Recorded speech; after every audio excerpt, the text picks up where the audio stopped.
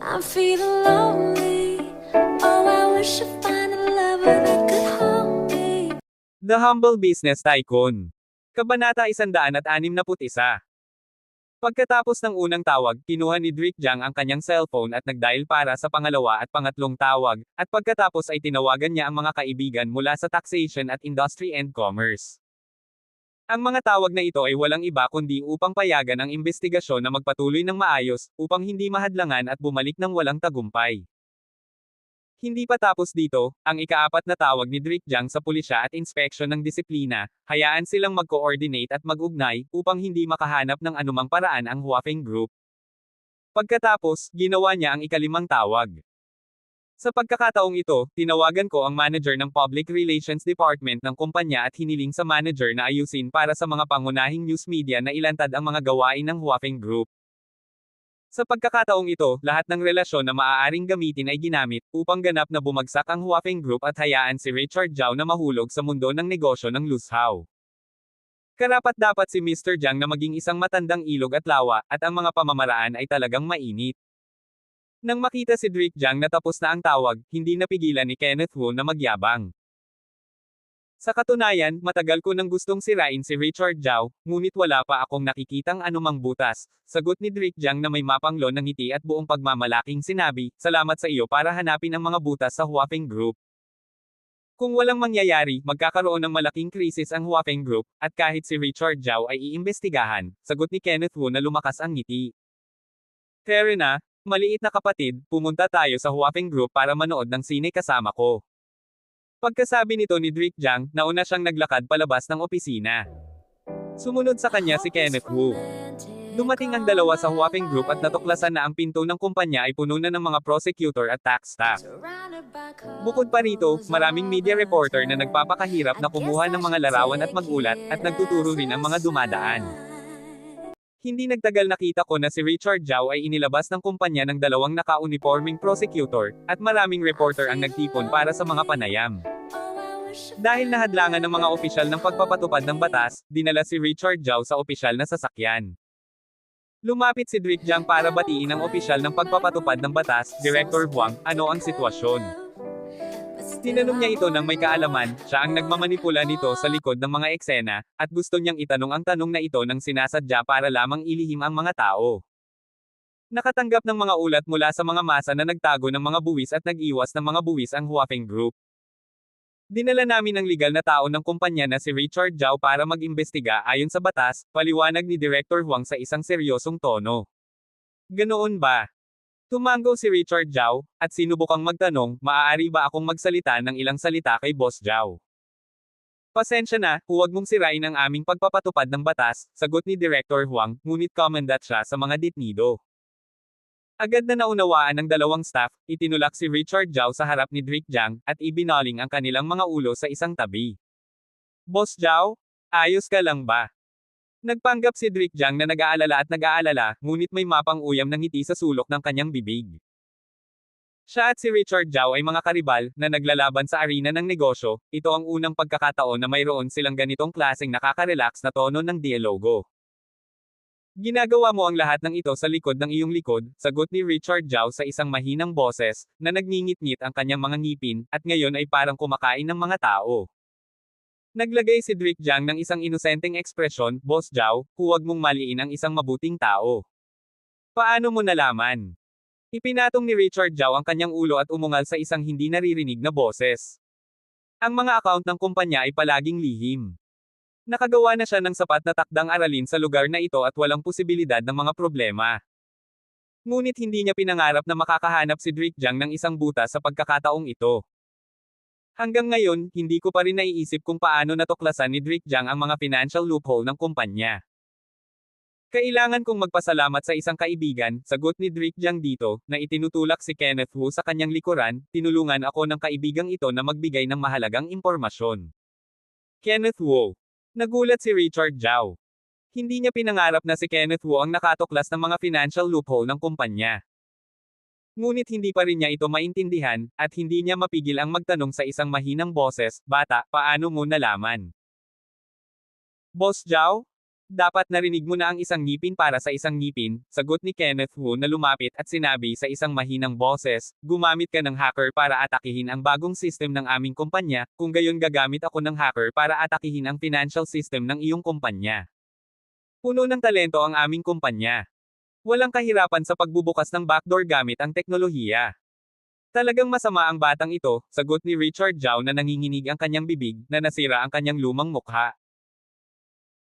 Ang ganitong klaseng kasuklam-suklam na pamamaraan ay itinuro rin sa akin ng sa iyo, sagot ni Kenneth Wu sabay buntong hininga, at walang magawang sinabi, bago humingi ng pakikipagkasundo sa iyo ng time, ayaw mo, walang paraan, maaari ko lamang gamitin ang pamamaraang ito para protektahan ang aking sarili. Ikaw. Ang galit na mukha ni Richard Zhao ay masama, at inabot siya ng mahabang panahon para magtanong, hinanap mo ba si Rick Jiang para harapin ako? Oo, sagot ni Kenneth Wu. At nagpaliwanag ng may ngiti, sa aking personal na lakas, hindi ako iyong kalaban. Kahit na alam ko ang iyong financial loophole, hindi kita kayang talunin, kaya humingi ako ng tulong kay Mr. Jiang. Walang hiya. Sigaw ni Richard Zhao. Hindi pa ako nakakakita ng isang lalaki na kasing walang hiya ni Kenneth Wu, na nag-uugnay pa sa kanyang mga kaaway para harapin siya. Kahit na mayroon pang 10 maliliit na karakter na tulad ni Kenneth Wu, hindi niya ito seseryosohin. Ngunit kasama ang isang malaking negosyante na tulad ni Rick Jiang, na pinag-isa ang lahat ng puwersa para atakihin siya, ang sitwasyon ay agad na naging labis na masama. Natatakot ako na sa pagkakataong ito ay malulunod siya, at hindi na magkakaroon ng araw para bumalik. Boss Zhao? Nagawa naming maging magkaibigan at maging magkatuwang, ngunit kailangan mo akong hilingin na gumawa ng isang bagay na labag sa aking konsensya. Walang paraan, maaari ko lamang piliin na hayaan kang mamatay, sagot ni Kenneth Wu na bahagyang itinaas ang kanyang ulo, ang kanyang buong katawan ay sumabog. Kamanghamanghang momentum. Hahaha. Biglang itinaas ni Richard Zhao ang kanyang buhok at tumawa ng malakas. Pagkatapos ng tawanan, tumawa siya sa kawalan ng pag-asa at pinagtawanan ang kanyang sarili, sa tingin ko ako, si Richard Zhao, isang matalinong tao, ay natalo sa isang mabalahibong batang lalaki na tulad mo. Talagang ayaw ko. Hindi niya itinuring si Kenneth Wu bilang isang kalaban dati. Sa kanyang palagay, hindi karapat-dapat banggitin ang batang ito. Pagkatapos ng lahat, ang batang ito ay isang maliit na boss lamang ng isang technology company, at ang kanyang lakas at impluensya ay malayo sa kanya. Hindi inaasahan, ang batang ito ay may magandang utak, at natagpuan ang mga financial loophole ng kanyang kumpanya sa pamamagitan ng tit for tat. Ang mas hindi inaasahan ay naisip ng batang ito na samantalahin ang kanyang lakas at gamitin ang kanyang malalakas na kaaway para harapin siya. Ang kombinasyon ng dalawa ay nagdulot sa kanya ng kamatayan. Hindi ka natalo sa akin, natalo ka sa iyong sariling konsensya, sagot ni Kenneth Wu sabay buntong hininga at nagbabala, tandaan mo ang isang pangungusap, ang kasamaan ay hindi kayang talunin. Hindi na nagsalita pa si Richard Zhao, ngunit tinitigan si Kenneth Wu na may malalim at mahabang mga mata. Sa pagkakataong ito, mukha siyang napakahina at mahina. Noon lamang niya naintindihan na, huwag maliitin ang lakas ng kalaban dahil mukhang mahina ang kalaban. Mahahanap ng kalaban ang iyong nakamamatay na kahinaan at tatama ng husto, kaya wala kang anumang pagkakataon na makabalik. Sa pagkakataong ito, inutusan ni Director Huang ng Procuratorate ang kanyang mga nasasakupan, dalhin si Richard Zhao pabalik para sa isang magandang pagsusuri. Opo. Nakuha ng 2 staff ang utos, at naglakad patungo sa kotse na may braso ni Richard Zhao sa kaliwa at kanan. Palaging nahuhulog ang paningin ni Richard Zhao kay Kenneth Wu, mula simula hanggang wakas ay mukha siyang hindi kaibig-ibig, na parang itinutulak sa guillotine. Sa katunayan, nararamdaman pa rin niya ang pag-ayaw. Kung matatalo siya sa mga kamay ni Rick Jiang na maihahambing sa kanya, kumbinsido siya.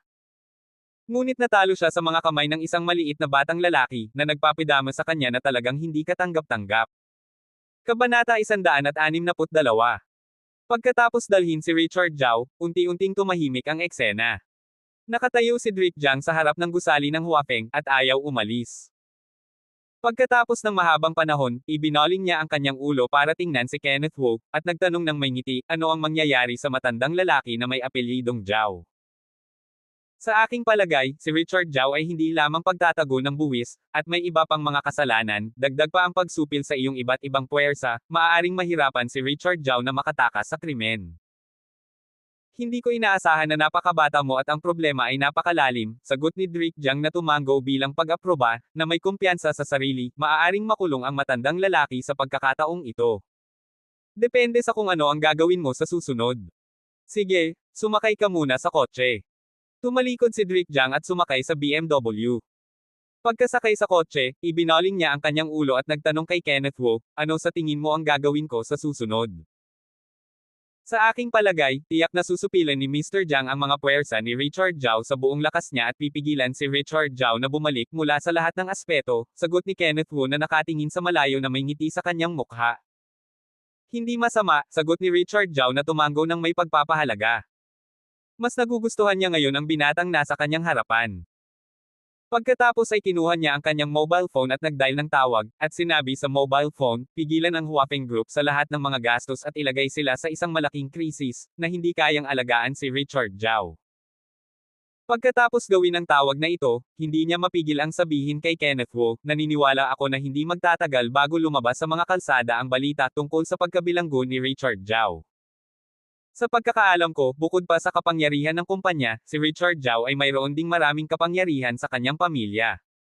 Ang ibig mong sabihin ay ang kanyang kapatid. Siyempre. Tama ka, mukhang alam mo ang sitwasyon ni Richard Zhao, sagot ni Drake Jiang. Pagkatapos sabihin ito, nagdial ulit siya ng telepono at nag-ayos ng isang taong gagawa ng gulo sa kapatid ni Richard Zhao. Sa ganitong paraan, ang mga puwersa sa paligid ni Richard Zhao ay napasok, at walang tutulong kay Richard Zhao nang hindi inaalagaan ang kanilang sarili. Sa puntong ito, sa tingin ko dapat na akong umalis, sagot ni Kenneth Wu na akmang itutulak ang pinto at lalabas ng kotse.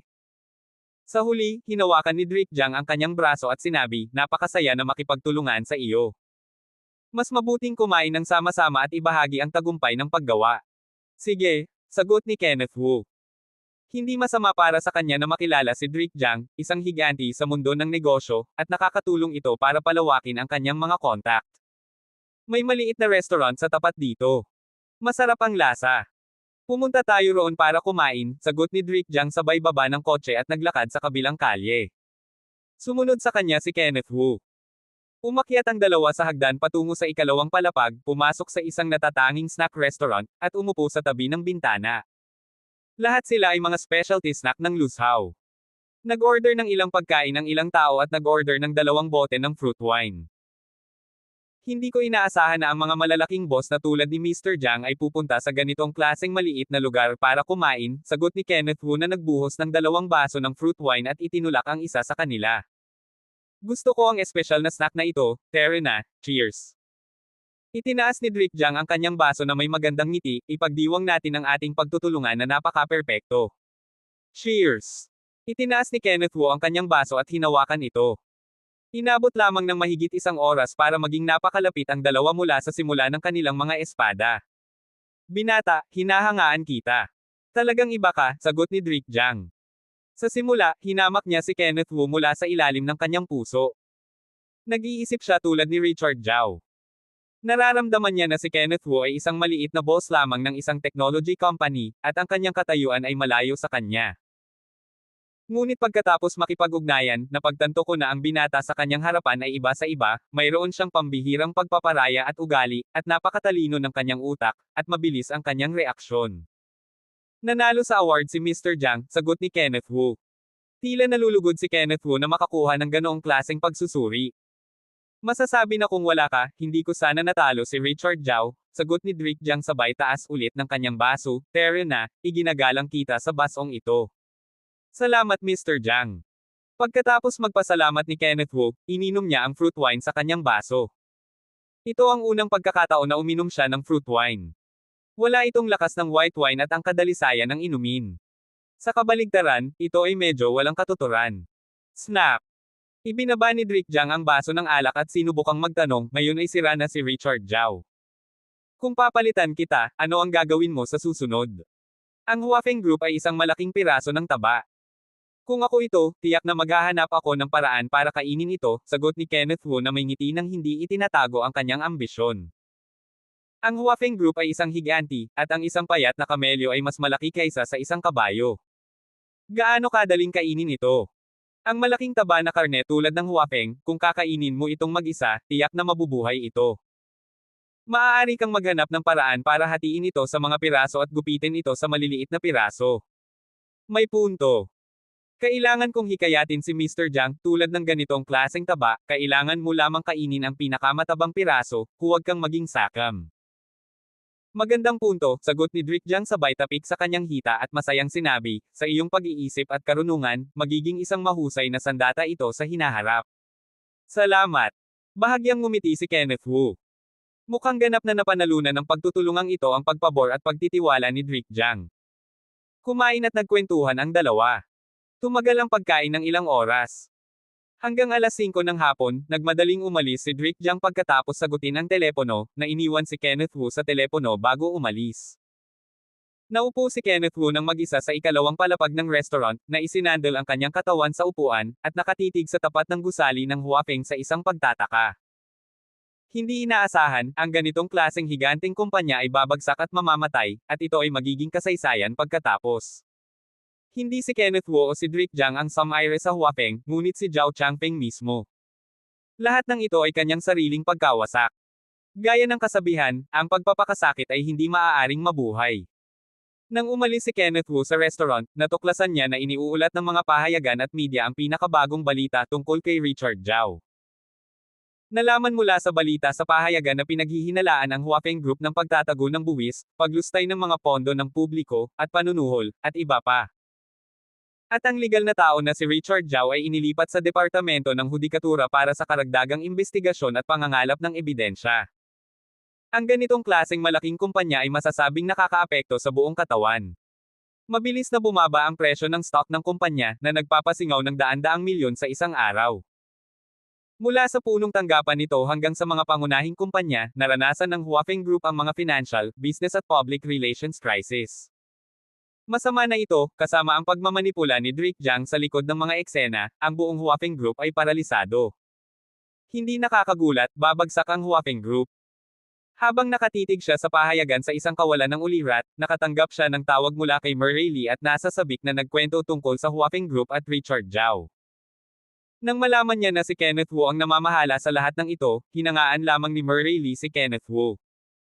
Ang boss ng isang maliit na science and technology company ay maaaring kumuha ng mga pinuno ng negosyo ng loose house sa buong board. Anong pandaraya ito? Pagkatapos makipag-usap kay Murray Lee sa telepono, ibinalik ni Kenneth Wu ang pahayagan sa kanyang tirahan. Pagkapasok ko, nakita ko si Yasmin Long na nakaupo sa sofa sa lobby, hawak ang pahayagan at seryosong nagbabasa nito. Pagkatapos makita si Kenneth Wu, ibinaba ni Yasmin Long ang pahayagan at bumulalas, nalaman ko lang na nasa krisis ang Huapeng Group, at ipinadala rin si Richard Zhao sa Departamento ng Hudikatura para sa investigasyon. Ang dapat dumating ay palaging darating, sagot ni Kenneth Wu sabay lakad sa isang upuan sa tapat ni Yasmin Long at inilagay ang pahayagan sa coffee table. Kabanata 163. Ikaw.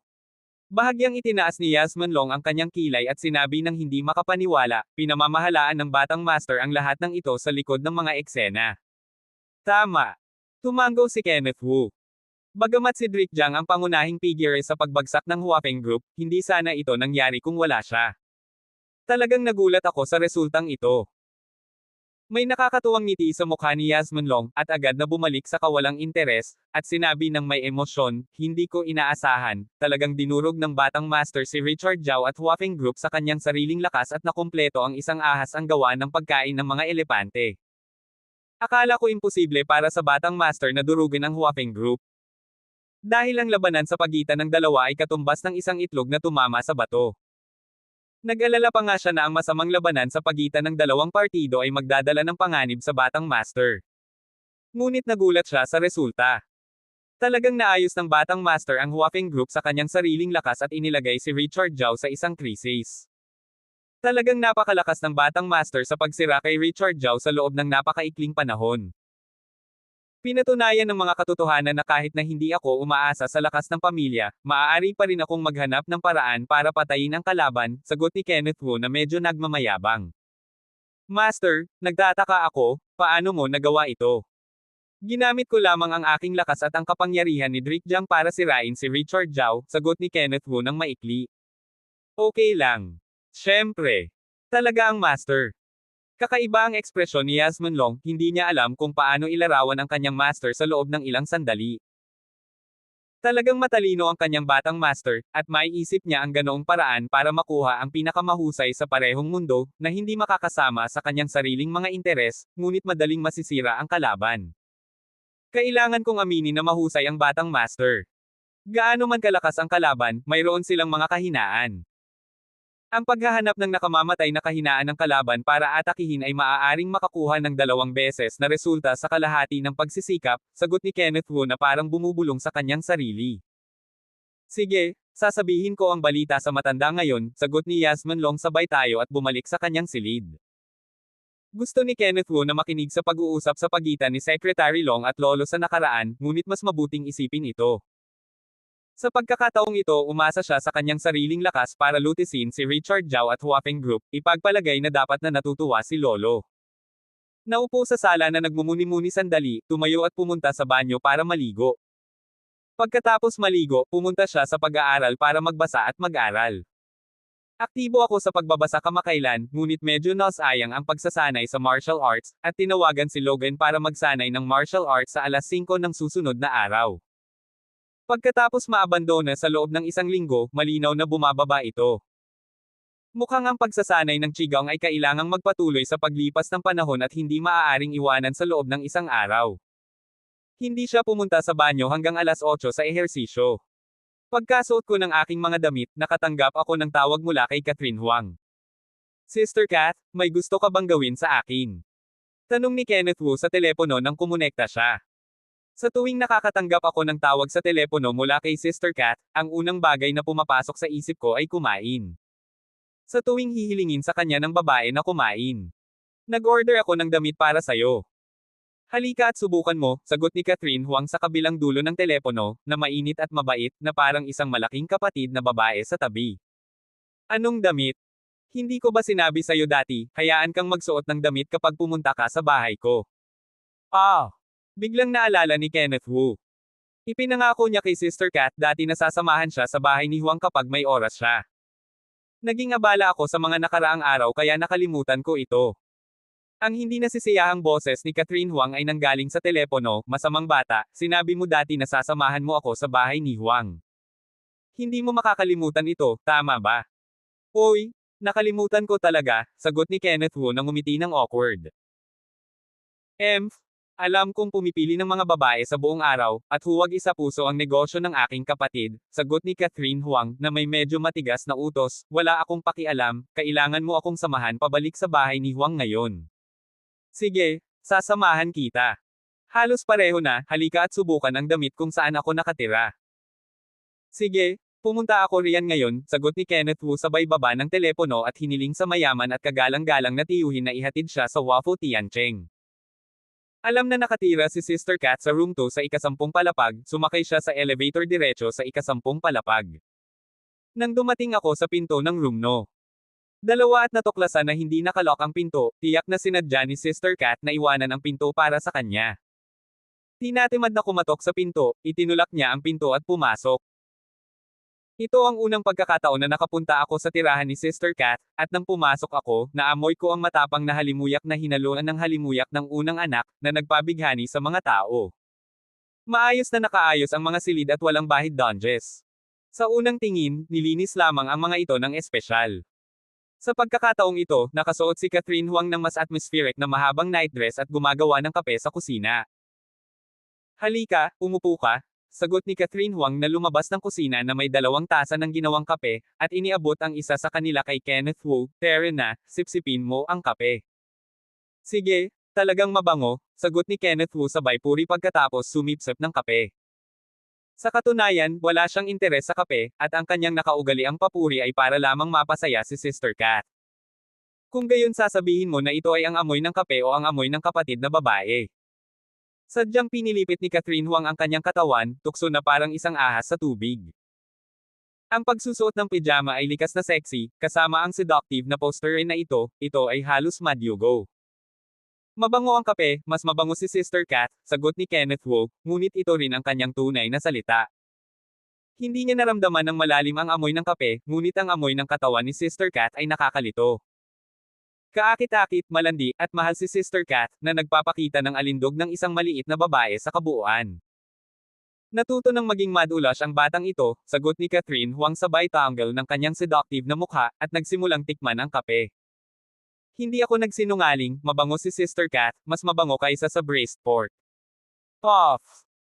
Pagkarinig nito, isinuka ni Catherine Huang ang lahat ng kape na iniinom niya sa kanyang bibig, nagmadaling pinunasan ang kanyang bibig ng isang papel, at nagreklamo, mabahong bata, pinupuri mo ba ang kapatid na babae o sinasaktan ang kapatid na babae?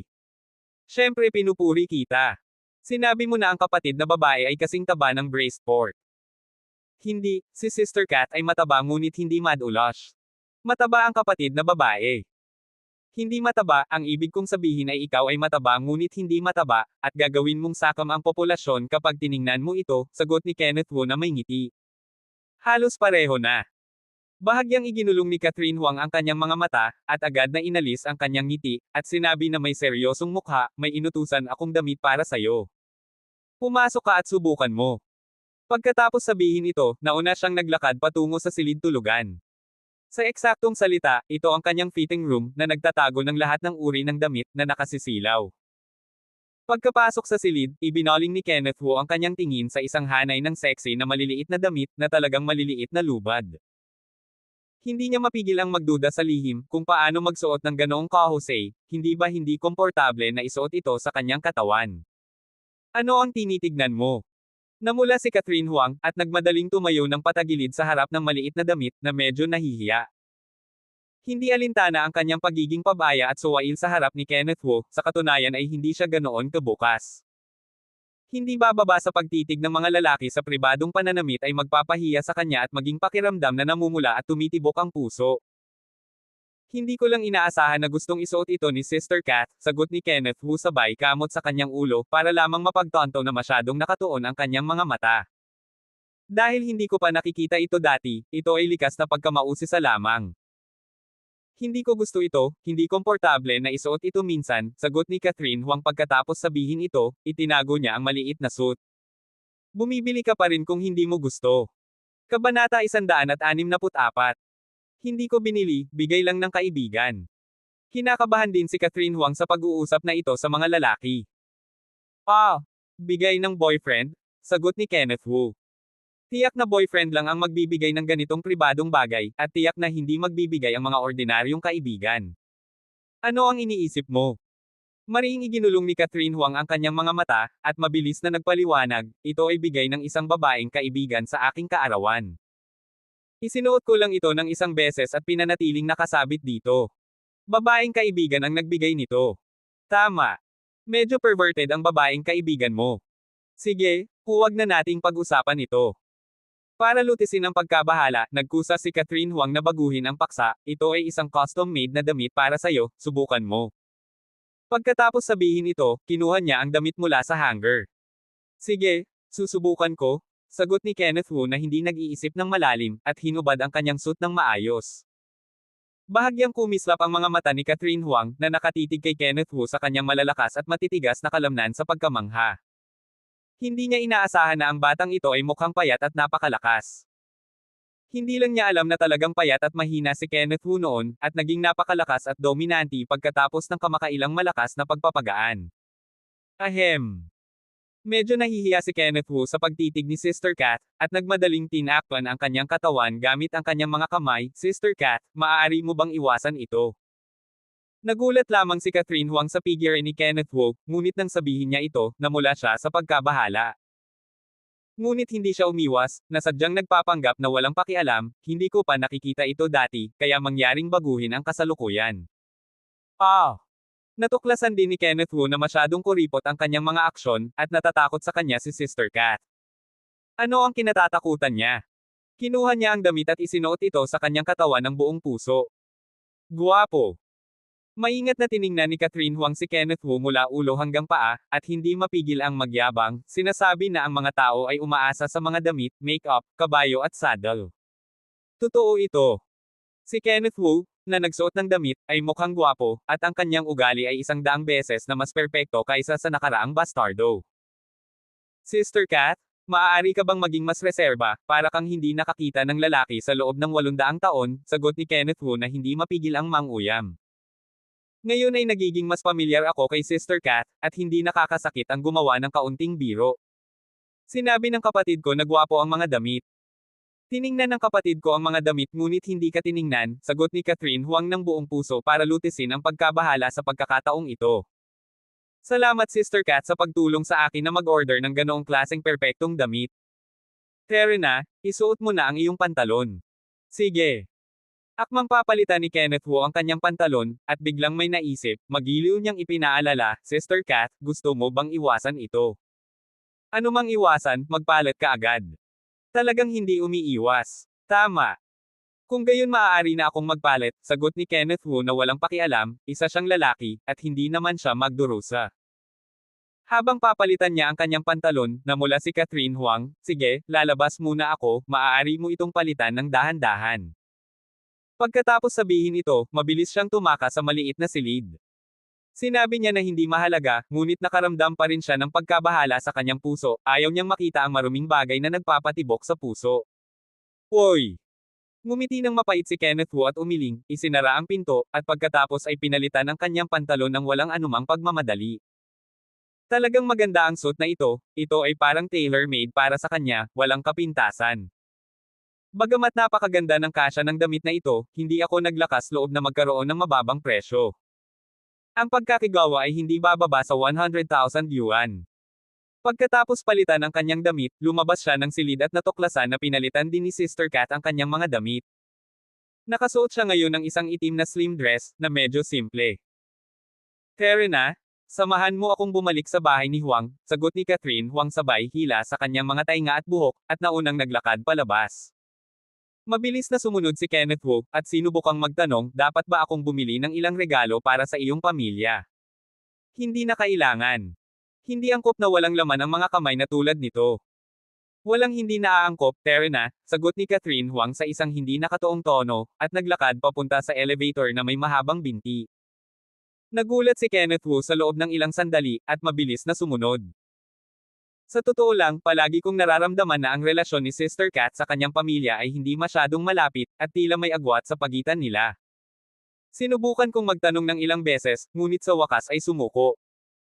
Pagkatapos bumaba ang dalawa, nagmaneho sila patungo sa Wangjiabiuan sa Dongcheng District sakay ng kotse. Ang ganitong klaseng courtyard ay iba sa mga modernong villa, ito ay isang uri ng gusaling anti-ancient garden style, na sinamahan ng modernong dekorasyon, mukha itong medyo walang katuturan. Pagkababa ng bus, nakatayo si Catherine Huang sa labas ng gate ng ibang courtyard, na nakatingin sa mabigat na pader ng lungsod, na nakakaramdam ng labis na kalungkutan. Nagtagal siya ng mahigit 10 segundo bago siya naglakad patungo sa ibang courtyard, dahan-dahan at mabigat, na nagbibigay ng impresyon na ayaw niyang umuwi. Para sa ibang tao, magiging masaya sila na parang isang maya kapag umuwi sila, tanging si Sister Cat lamang ang nagpakita ng ganitong klaseng mabigat na puso. Ang bakuran ay isa ring istruktura ng hardin, tulad ng isang malaking hardin, na may mga bulaklak at puno, pavilion, at maliliit na lawa. Ang gusali sa gitna ng hardin ng kagubatan ay kahanga-hanga, na nakatayo sa gitna tulad ng isang agila na nagkakalat ng mga pakpak nito. Ito dapat ang pangunahing tirahan ng pamilya Huang. Naglakad ang dalawa sa kahabaan ng daang bato at hindi nagtagal ay dumating sa pangunahing bulwagan ng bahay. Sinira ng kahangahangang dekorasyon ng bulwagan ang pangkalahatang kagandahan ng landscape garden. Pagpasok sa bulwagan, nakita ko ang isang babae na nakasuot ng maikling palda na may hawak na hole ng ibon at inaasar ang ibon. Nang makita ang babaeng ito, biglang humigpit ang ekspresyon ni Kenneth Wu. Hindi ba ito si Shire Huang na bumangga sa kanya sa kalsada dati at itinapon sa basurahan bilang basura? Isang mabangis at suwail na prinsesa, paano kaya nakatira ang babaeng ito sa pamilya Huang? Pamilya kaya ito ni Cat? Kalmadong sumunod si Kenneth Wu sa likod ni Sister Cat, na bahagyang umiiwas, dahil sa takot na makilala ng babaeng ito. Pagkatapos ng lahat, itinapon niya ang babaeng ito sa basurahan sa kalye dati, at tiyak na magtataglay ng sama ng loob ang babaeng ito. Naglaro si Miss Shire Huang sa mga ibon. Nang makita niyang naglalakad si Catherine Huang papasok sa lobby, sumanghel siya at sinabi, Sino ang nakakaalam na uuwi? Lolo, gusto ko siyang makita, sagot ni Catherine Huang na nagpanggap na hindi naririnig ang panlilibak na ito. Sino sa tingin mo ang makikita mo kung gusto mo? Ikaw. Mariing kumaybot ang galit na bibig ni Miss Cat, at pinigilan niya ang kanyang galit at sinabi, ayokong makipagtalo sa iyo, pupunta ako kay Lolo. Pagkatapos sabihin ito, handa na siyang maglakad patungo sa ikalawang palapag. Tumigil. Itinapon ni Miss Shire Huang ang hola ng ibon sa mesa at marahas na nanlait, isa kang ligaw na bastardo, anong mga kwalifikasyon ang mayroon ka para pumunta sa ikalawang palapag? Shira, mangyaring panatilihing malinis ang iyong bibig, sagot ni Catherine na ikinuyom ang kanyang mga kamao, at sumabog ang galit mula sa kanyang katawan na parang hindi pa dati. Isa kang ligaw na species, at isa kang bitch, kaya ano ang sinasabi ko sa'yo? Ikinuyom ni Shire Huang ang kanyang mga braso at sumigaw ng mas malakas. Ikaw. Nanginginig ang katawan ni Miss Cat at sumisiyap ang kanyang mga kamao. Hindi niya ito matagalan sa loob ng mahabang panahon, ngunit hindi pa rin siya nagkaroon ng atake. Halos hindi na kayang tiisin ni Catherine, ngunit hindi na nakinig si Kenneth Wu, na nakatayo sa likuran. Humakbang siya at tinitigan si Huang Shanshan at nagbabala, mabahong babae, magsalita ka pa ng isa, maniwala ka o hindi, pupunitin ko ang iyong bibig. Sa totoo lang, sa tuwing nakakasalubong siya ng ganitong klaseng mabahong babae, nakakaramdam siya ng makati na palad at hindi mapigil ang gustong turuan siya. Kabanata 165. Aba! Sumigaw sa gulat si Shire Huang, dilat na dilat ang mga mata, itinuro ang ilong ni Kenneth Wu at sinabi, ikaw yung nagtapon sa akin sa basurahan. Oo, ako nga, sagot ni Kenneth Wu na hindi na kailangang magtago ngayon. Isang marangal na lalaking may 7 talampakan, matatakot pa ba siya sa isang mabalahibong babae? Hinahanap ka ng Seniora kahit saan, pero hindi ko inaasahang pupunta ka pa mismo dito, sagot ni Shire Huang na parang galit na ibon, nakatitig sa kanya gamit ang malalaki at bilog na mata at sumisigaw. Bastardo ka, itinapon mo ang Seniora na ito sa basurahan noong nakaraang beses. Sa loob ng bar aisles, maglakas loob ka pang pumunta sa bahay ko ngayon. Anong pagkakataon, sagot ni Kenneth Wu na ngumiwi at ngumiti. Narinig niya na anak ng pamilya James Huang ang babaeng ito, pero hindi niya inaasahan na ang babaeng ito at si Catherine Huang ay pareho palang pamilya. Pagkatapos ng lahat, sa Luzhou, hindi lang si Catherine Huang at ang kanyang pamilya ang may apelyidong Huang, marami ring pamilya James Huang na napakayaman. Sa tabi niya, nakinig si Catherine Huang na may naguguluhang ekspresyon, hinayla ang braso ni Kenneth Wu, kinuyam ang kanyang kilay at sinabi, paano mo nakilala si Shire? Nagkabanggaan kami ni Shire Huang sa kalye ilang araw na ang nakalipas. Tinawag ako ng babaeng ito na bulag, kaya itinapon ko siya sa basurahan, sagot ni Kenneth Wu na kalmado ang tono. Itinapon sa basurahan.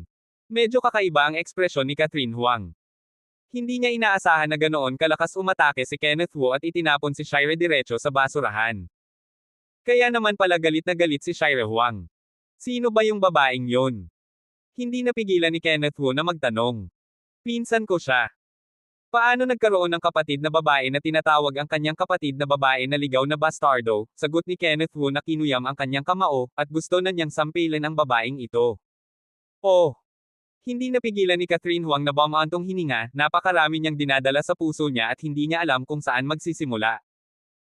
Sa pagkakataong ito, sinigawan ulit ni Shire Huang si Kenneth Wu, bastardong bastardo, noong nakaraang beses itinapon mo ako sa basurahan, ngayon makikita mo kung paano kita lilinisin. Umasa ka lang sayo. Tinitigan ni Kenneth Wu si Shire Huang nang may mapanuring tingin, at humakbang papalapit sa kanya. Huwag mong kalimutan na nasa bahay ka ng pamilya James Huang. Ngayon, hindi ko papayagan ang kaiabangan mo, sagot ni Shire Huang. Pagkatapos niyang sabihin ito, sumigaw siya sa labas ng pinto, halika, halika. Pagkatapos ng sigaw, mahigit 100 bodyguard ang sumugod sa bulwagan.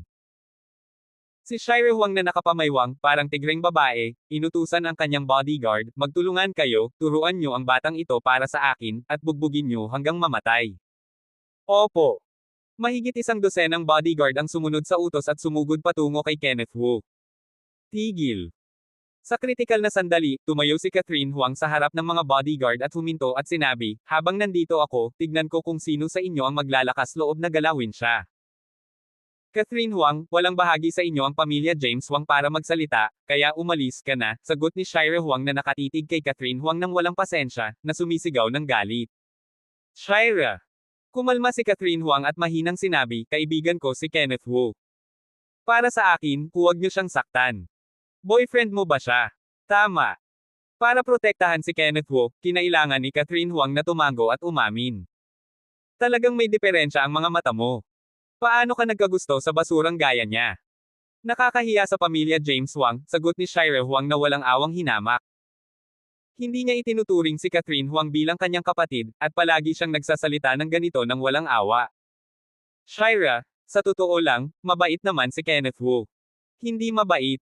Pinutol ni Shire Huang si Catherine Huang bago pa man siya matapos magsalita, itinapon ako ng lalaking ito sa basurahan at sinamantala ako. Paano mo kakalkulahin ang account na yon? Ano? Ibiniling ni Catherine Huang ang kanyang ulo at binigyan si Kenneth Wu ng walang ekspresyong tingin. Hindi niya inaasahan na ganoon kawalang ingat ang lalaking ito na pagsamantalahan si Shira. Pagkatapos ng bahagyang pagkabigla, sinamahan niya ito ng nakangiting mukha at sinabi, humihingi ako ng paumanhin sa ngalan ni Kenneth Wu, kaya kalimutan na natin yun. Hindi, ang humingi ng paumanhin ay dapat yung batang yun ang humingi ng paumanhin, sagot ni Shira Huang na muling ibinaling ang kanyang tingin kay Kenneth Wu, kung gusto mong patawarin ka ng seniora na ito, humingi ka ng paumanhin sa akin. Humingi ako ng paumanhin sa'yo, mabalahibong babae. Hindi pwede, sagot ni Kenneth Wu na may pagpapasya. Hihingi siya ng paumanhin kung may nagawa siyang mali, pero wala naman siyang ginawang masama, bakit siya hihingi ng paumanhin sa babaeng ito? Gusto niyang ang turuan ng babaeng ito ng leksyon para maibsan ang kanyang galit. Kung ayaw mong humingi ng paumanhin, huwag mong sisihin ang seniora na ito sa pagiging hindi magalang, sagot ni Shira Huang. Pagkatapos niyang sabihin ito, sumenyas siya sa mga bodyguard at nagutos, magtulungan kayo at turuan niyo ang batang ito para sa akin. Pagkatapos matanggap ang utos, hindi pinansin ng mahigit 100 bodyguard ang pagpigil ni Catherine Huang at muling sumugod patungo kay Kenneth Wu. Sa pamilya James Huang, hindi masyadong pinapakinggan si Catherine Huang. Kung ikukumpara, mas pinapakinggan ng lahat ang mga salita ni Shira Huang. Pagkatapos ng lahat, mahal na mahal si Shira Huang ng matandang lalaki. Hindi ko kayo pinapayagan na saktan siya. Gusto pa ring pigilan ni Catherine Huang, pero pinigilan siya ng 2 bodyguard, at patuloy na lumapit ang iba pang mga bodyguard kay Kenneth Wu. Tila kalmado ang ekspresyon ni Kenneth Wu, pero lihim siyang kinakabahan. Talagang pinagsisisihan kung hindi ko dinala si Logan dito. Kung magtutulungan sila ni Logan, baka matalo nila ang mga bodyguard na ito. Sa ngayon, nag-iisa siya at walang kakampi, kahit na desperado siya, hindi niya kaya ang mahigit 100 bodyguard. Hindi, kailangan kong maghanap ng paraan para makalabas. Tumakas. Hindi, mabilis na tinanggihan ni Kenneth Wu ang ideyang ito sa kanyang puso. Kung tatakas siya ngayon, hindi ba't pagtatawanan lang siya ng mga tao? Tigil. Sa sandaling ito, isang mababang ungol ang nanggaling sa labas ng pinto ng bulwagan. Lumingon ang lahat at nakita si Ken Huang na naglalakad papunta sa kanila. Mabilis na lumapit si Shira Huang at yamakap sa braso ni Ken Huang at sinabing malandi, Kuya, si Kenneth Wu, binyuli ako ng batang yun dati, sinamantala ako, at itinapon ako sa basurahan. Ngayon, ipinadala niya ako sa pinto. Turuan mo siya. Dahil nandito si Kenneth Wu, panauhin siya ng ating pamilya James Huang.